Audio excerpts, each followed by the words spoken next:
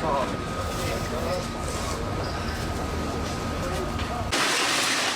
Ben senin şeyde olduğunu bilmiyordum abi. Kemal tenis mi yedi? Ali sen neredin?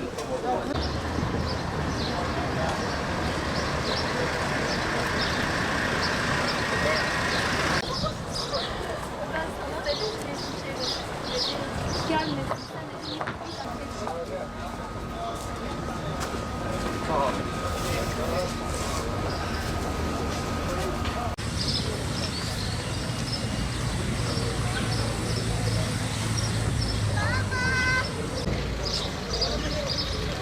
Gel abla.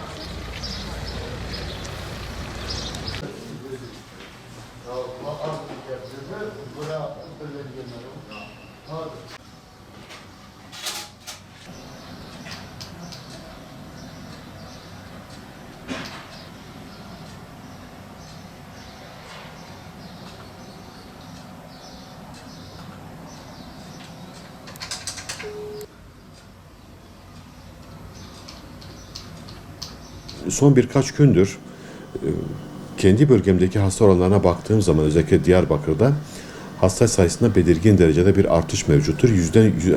Diyarbakır'daki hasta sayısı maalesef %100'den fazla arttı. Özellikle belli bölgelerde bazen 50 hasta, bazen 60 hasta gelmeye başladı.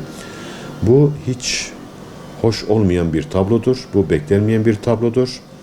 Bunun da en büyük sebebinin bizim aslında bu kurallara uymamamızdır. Lütfen bu kurallara uyalım. Eğer bu kurallara uymazsak, hastalık sayısında biraz daha artış olursa ben korkarım ki tekrar sokağa çıkma yasakları, karantinalar uygulanacaktır.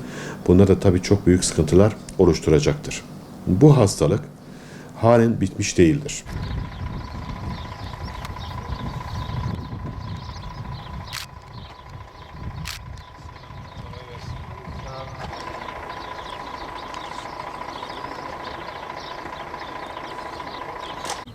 Burası çok hoş.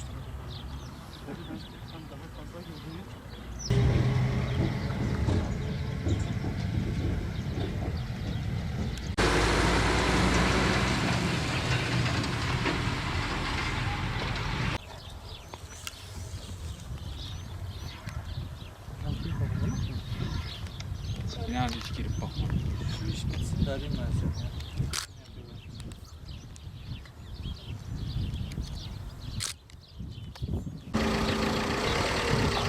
Geçsen.